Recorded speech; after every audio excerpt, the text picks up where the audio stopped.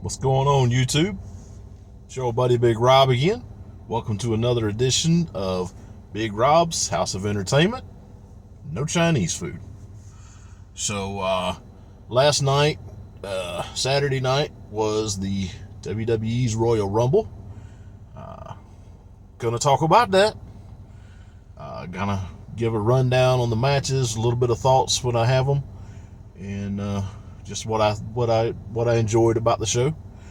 But first, I bought a new toy for the house, and I recorded a little bit of stuff here and there. I'll try and chop it in. I apologize for the editing. My editing skills are exceedingly subpar, but just enjoy the new toy that I have found. Hopefully you will enjoy it. And when I get through with that, I'll come back and talk about the Rumble. What's going on, YouTube? Welcome to another episode of Big Rob's House of Entertainment and No Chinese Food. Not sure yet if this is going to be a short episode or if I'm going to add this to this week's full episode, but I got a new toy I wanted to show off. I'm going to show you what I got first, and then I'll stop and install everything, hook everything up, and then we'll go back and take a look at it once it's all hooked up. So give me just a second. So what I've got is the Govee RGBIC TV backlight with camera. Notice it's got the Stranger Things brand logoing with it. Has nothing to do with the actual product, I don't think, other than some of the lighting schemes. But this is a light for the back of your TV, but it differs in one way, that it has this color sync camera that I'll show you the actual camera. You install it on the top of your TV, and it looks at the screen, and it synchronizes the colors with what's playing on the screen, supposedly. So I got it laid out, and again, that's the camera, LED strip, control box, power, prep pads, these little doohickeys for holding the light strip against the back of your TV, user manual, Stranger Things. This is to activate the Stranger Things lighting effects, so I'll have to add that in and see what happens with that. But anyway, I'm going to take it inside and hook it up to my TV and see what happens. We'll take a look at it. All right, so we are back, and sorry about that. Let me back up here. So after some amazing help from my sister and from the number 2 from Logan, I do have the lights installed and the camera installed. Everything's calibrated, and this is just a color shifting video that I found on YouTube, just to kind of show you guys how well the lights reacted to the color shifting. If you watch, the lighting behind the TV matches, more or less follows what's on the TV. I did watch a couple of music videos and a couple of TV shows just to see, and it does a pretty good job of following everything.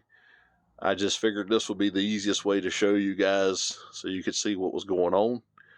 All in all, I am really pleased with this.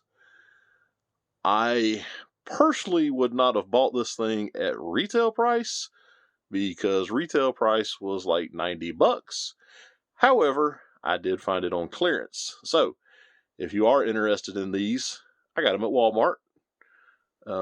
Several Walmarts have them for like half price. The Walmart that I dropped mine at, I found it for $20. For $20, well worth the money. All right. Thanks, guys. Okay. So I really do like the lights. We had them on during the Rumble last night, and they really do sync up pretty good. I still don't know all of the things that the lighting system will do, because the app is just massive, and it syncs up to other products that this company has. I really do need to spend some time looking into it, but I've enjoyed it so far. It's been a lot of fun having the lights in the background. It was really cool.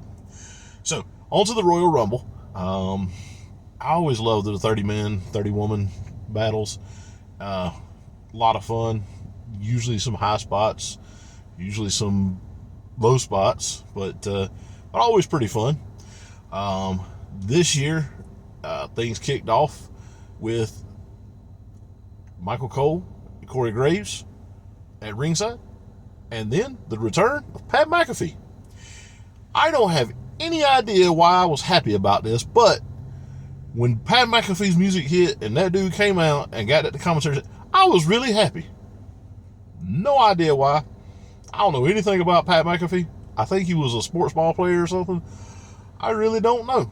But he is pretty good on the microphone, on the commentary, and I was really happy to see him back. So, I don't know. Take it for what it is. So, the first match of the night was the Men's Royal Rumble. 30 men come out every so often. They start two, and every so often another person gets added. You go over the top rope, and both feet hit the floor, you're out. You know, before the show, there's always, so many that you declare for the Rumble. We knew Cody Rhodes was coming back. A lot of the main superstars, you know who's coming to the Rumble. There's always a couple of surprises. This year was no different. So we started out with Gunther was number one, who lasted like an hour and 11 minutes, which is a long time in a wrestling match. And number two was Sheamus. Of course, they've been having a feud, so that's going to start out pretty solid right there. Went through, and Booker T showed up, and I'm texting with two different friends, and literally by the time Booker showed up, hit the spinneroonie, and I'm sitting there trying to text, oh hell, Booker showed up, and he's already eliminated. So it was great to see Book back. Looked like he was in pretty good shape. Really sad that he went right back out, but hey, it is what it is. Also saw the return of Edge. Huge Edge head, always have been since the Brood days. Super happy to see Edge back. And of course, he goes right back into his feud with the Judgment Day. Hopefully that will continue and continue to get better. And man, I hope Dominic's contract is up soon and they forget to renew it, because that kid's really annoying. Just my opinion. Another surprise entrant was this Logan Paul person. I don't know who Logan Paul is. He's an internet, YouTube guy. Which I guess technically means he's in the same field I'm in. I don't like him. He has one of those faces that as soon as you meet him, you want to punch him. I don't like the dude. I never have liked the dude. I don't think I ever will like the dude. However, the flying crossbody that him and Ricochet did in the middle of the ring was pretty amazing. And y'all know I do love Ricochet. That dude has been great. I was a huge fan of Ricochet when he was Prince Puma in Lucha Underground. And that was a really, really cool high spot. I thoroughly enjoyed it. I wish Logan Paul would forget how to get to the WWE arenas, though. I don't like him. Sorry. And of course, at entrant number 30 was Cody Rhodes. We all knew he was coming back, so it's not like it was a surprise. And I'll be honest, if you know anything about wrestling, him winning wasn't a surprise. We all knew it. That being said, I'm glad. I like Cody. Remember the Nightmare Family? Huge fan. American Dream. Everything. I'm happy he won. I'm glad to see it. I want to see him do great things in the WWE. So, hey, I'm on board. I'm good to go with this. But not a huge surprise. Pretty good match. Again, high spots. Some surprise entrants. Of course, when Edge showed up and he's fighting with the Judgment Day, his wife Beth Phoenix, the Glamazon, she showed up as well. She has some really, really big hair right now. I don't know what's exactly going on with that, but hey, that's cool. So, good match though. I enjoyed it. The second match of the night was the Mountain Dew Pitch Black match. Nobody knew what that was. We've never heard of it because, well, Pitch Black just came back and, it all happened at one, real soon. So, thankfully it wasn't pitch black. You couldn't see it. Basically, they turned the arena into a rave and black lights everywhere. And there was some pretty cool, neon showed up everywhere. It was kind of a neat gimmick, but you could still see the match, or at least we could on the TV. I don't know how it looked in real life. So I got no issues with it. I don't want them to do it all the time or anything like that. And I definitely don't need to see a pitch black pay-per-view. But for a gimmick, it wasn't terrible. Bray Wyatt coming back, and this dude, LA Knight. I don't watch a lot of wrestling, mostly because I'm working when it's on, and I just try and catch the recaps anymore. I used to be huge into it. I still enjoy it, but so I don't really know a lot about this LA Knight guy, but he seems pretty cool. I kind of dig him. So I kind of watch him a little bit going forward. He's pretty interesting to me. Of course, Bray always puts on a great show. Had his face all painted. I think him and Jeff Hardy had the same makeup person or something. I don't know, but came to the ring with his lantern, put on a great show. Bray wins the match with a Sister Abigail, I believe, and they go fighting outside of the ring, go up on a thing, and Bray Wyatt puts LA Knight on his back, and then you see Uncle Howdy up on the scaffolding, and Uncle Howdy does a drop and pyros, and you see the friends from the Firefly Funhouse. It was pretty good. Bray Wyatt is always just really, really smart with this kind of stuff, and you could tell that a lot of that was his stuff. I enjoyed it. Again, no problem with the match itself. We'll see what happens. I'm sure this is going to further the Uncle Howdy storyline, so hey, good to go. Third match of the night was Alexa Bliss challenging Bianca Belair for her Raw Women's Championship. Decent match. Bianca Belair is one of the best women's wrestlers out right now. Alexa Bliss is a solid competitor, I believe. Predictably, Alexa Bliss lost, Bianca retained, and at the end we get another Uncle Howdy vignette. So, I guess Bray's back and Alexa's going to go back into the program with Bray and Uncle Howdy, which is cool because I thought the psycho Alexa Bliss demon black eyes I don't know. I thought it was pretty interesting, pretty neat. So, that's cool. Trying to remember if there was any specific high or low spots. It was a decent back and forth match, in my opinion. Form your own. But I enjoyed it as well. The fourth match, we had the women's 30-woman Royal Rumble match, and number one out the gate was the great Rhea Ripley, representing the Judgment Day. Number two was Liv Morgan.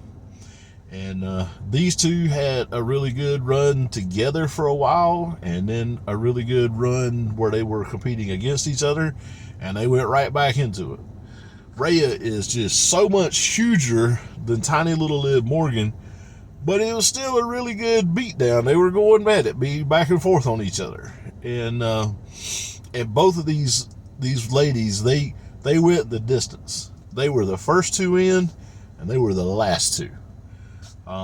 We had coming back Nia Jax, Tamia, Michelle McCool. I thought that was pretty funny. Michelle McCool, they had already showed that she was ringside with her kids enjoying the show. Of course, she lives in Texas with The Undertaker.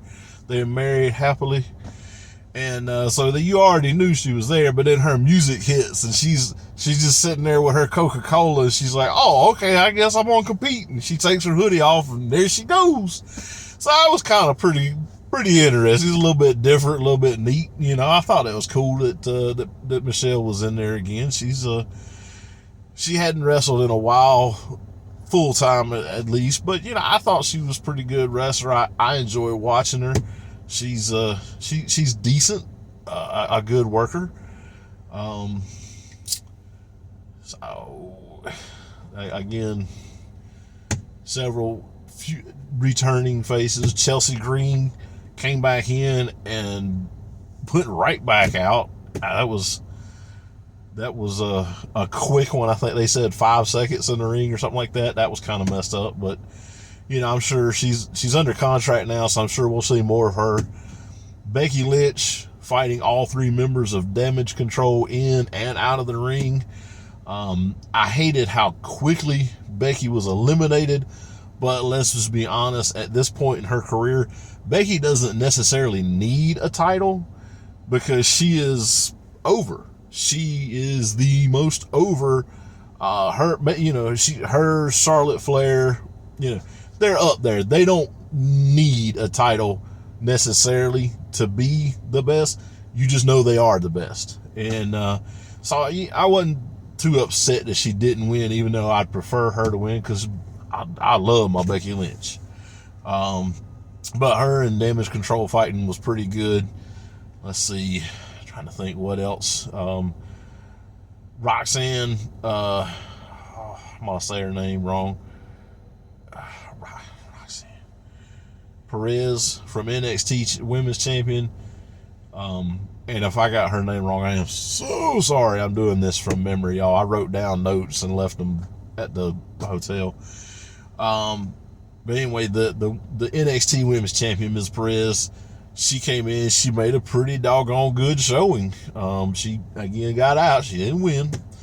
But again, it came down to the first 2 entrants became the last 2 entrants. Asuka and her makeup. Whoa, that was cool. I think this is a character she played a lot in Japan back in the day. She's awesome. I cannot wait to see what else she does. Anyway, so Rhea Ripley and Liv Morgan and Asuka were the last 3, and Rhea grabbed Liv with her feet and slung her off the apron. It was a pretty cool finish. Anyway, Rhea Ripley is your women's Royal Rumble champion, so she will take on one of the women's title holders at WrestleMania, and I think it's great. Rhea is an amazing competitor. She's awesome. She's scary and scary good. So I love Rhea. By now it was like 11:30 at night. This thing was a long event. And instead of getting ready for the main event, we get an impromptu concert with some dude that was not, he was a Hardy, but he was not Matt or Jeff Hardy. And so that's the only 2 Hardys I need to see in the wrestling ring. Okay? I'm sorry. This dude, he could have sang the national anthem beforehand and I'd have been fine. Nope. He gets up and he does a live performance. And it sounded like it was probably a really good song. I'm a country rock fan. I'm a rock fan. I'm a country fan. So country rock, that's right. It's in my blood. Okay. Southern rock. That's me. I love it. And so this is probably a good song. And I will try and listen to it on Spotify. I did not do it yet. But his live, I don't know if it was the Dome or just the setup from WWE or his setup or just bad night, but he sounded terrible. And I'm sorry, Mr. Hardy, just telling it like it is. Again, I'm going to give it the benefit of the doubt and I'm going to go listen to it on Spotify. I promise. But anyway, I'm just more upset the fact it's 11:30 at night, and instead of seeing the Tribal Chief and Kevin Fat Ass Owens, I got to watch a daggone concert. He only did one song, thankfully. They put the ring ropes back up. And again, the Tribal Chief and Kevin Fat Ass Owens. And you'll notice I said Kevin Fat Ass Owens, and I know that I am 3 times bigger than Kevin Owens. I am not blind. However, I know that I'm too fat to be in the WWE ring. Kevin Owens doesn't seem to understand that. Y'all get mad at me if y'all want to. I'm okay with that. Feel free to just let me have it in the comments. I don't care. I don't like Kevin Owens. Just don't. Never have. I may in the future change my mind, but I never have. Anyway, so Roman Reigns proceeds to beat the ever-loving snot out of Kevin Owens. I think Kevin Owens got a couple of shots in, but the Tribal Chief just really smacked him around. He beat him, he won, he finished, and then he proceeds to beat him all over the ring. The Usos proceed to beat him all over the ring. Solo proceeds to beat him all over the ring. And then they pull out the handcuffs because Paul Heyman always has at least 2 pair of handcuffs, which scares me, frankly, because I know who Paul Heyman is. That's a different. So, anyway, so they handcuff Kevin Owens to the ring ropes, and Roman Reigns has a chair that he's going to just beat Kevin Owens with. And Sami Zayn turns on the bloodline. He gets in the way. He says, Tribal Chief, this is beneath you. This is beneath you. You're too good for this. He's already been beaten. You don't need to do this. And Roman Reigns, because he is a good Tribal Chief, he hands Sami Zayn the chair and says, okay, then you do it. And that's when it happened. We all knew it was coming. We've been waiting with bated breath. Sami Zayn has turned on the bloodline. Sami Zayn got the biggest pop of his career last night.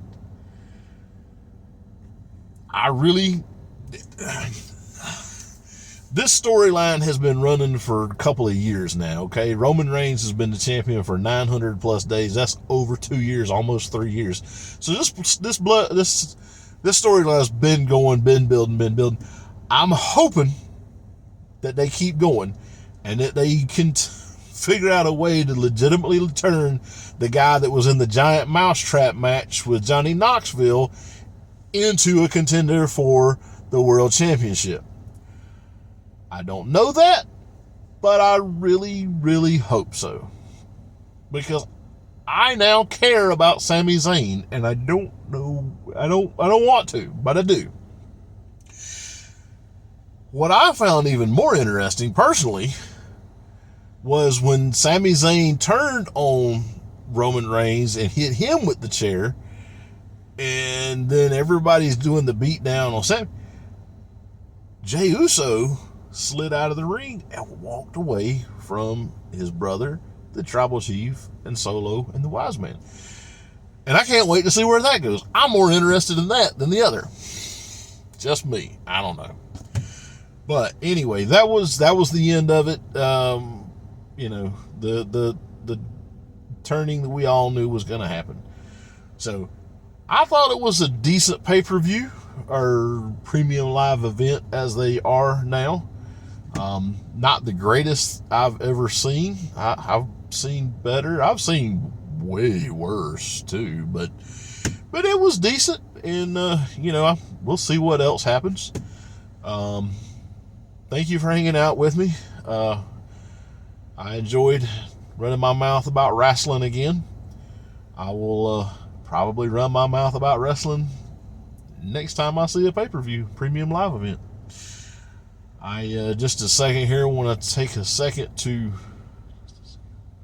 I really got to get a new writer, because the guy that writes my stuff now is terrible.